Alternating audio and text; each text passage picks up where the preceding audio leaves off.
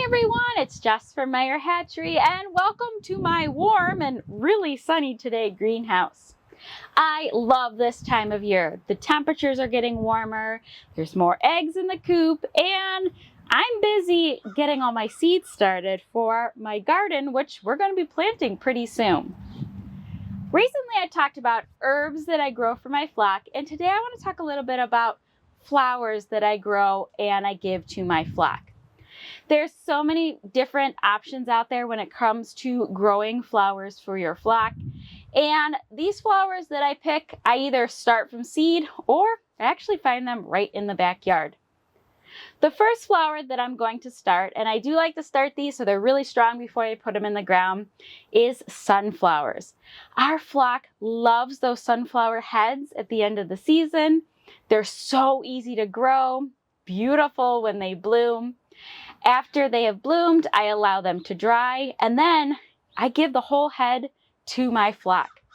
It is an excellent boredom buster, and they love those black sunflower seeds, which are really good. They've got some good fat in there, vitamins, minerals, and I like to give those sunflower heads to the flock as the temperatures are starting to change from the warm summer temperatures to those cold fall temperatures. It really just helps with their transition.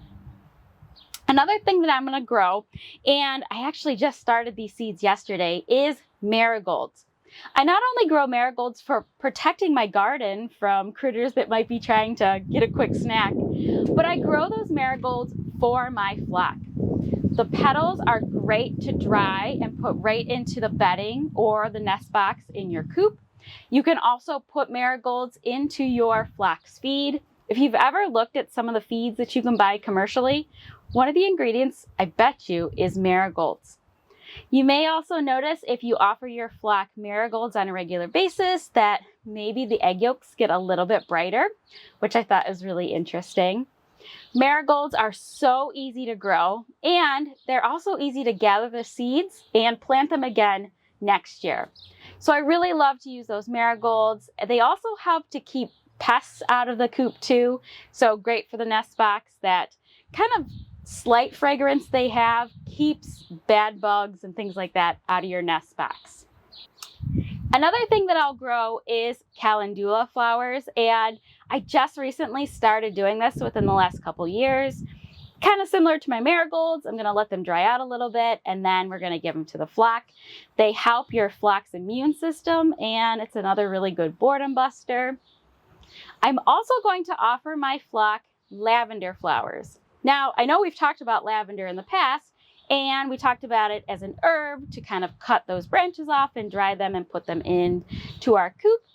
With the flowers, I'm going to harvest those flowers, and it's going to be soon. We're going to have flowers here really soon. And I'm going to allow those to dry, and then I'm going to kind of rub them off the stem, and we're going to use those dried flowers in all different ways.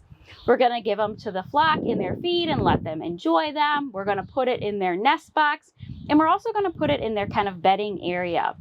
Lavender not only is good for your flock, it's going to give them a boost of vitamins and minerals, but it's calming and it helps to keep the bad bugs out of your coop.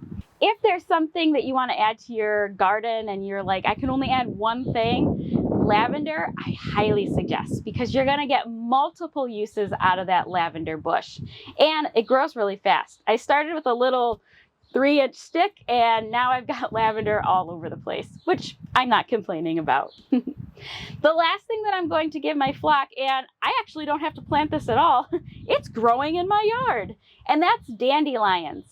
Growing up, I used to think, oh goodness, what are we going to do with all these dandelions? And I know they're really good for our bee friends, but there's an awful lot of them. When I got my flock, I realized this is a great boredom buster. Our flock loves to forage on those dandelions. It gives them a nice boost of minerals, and it's fun to go around and not only watch them enjoy the dandelions, but collect the dandelions and offer it to them as well.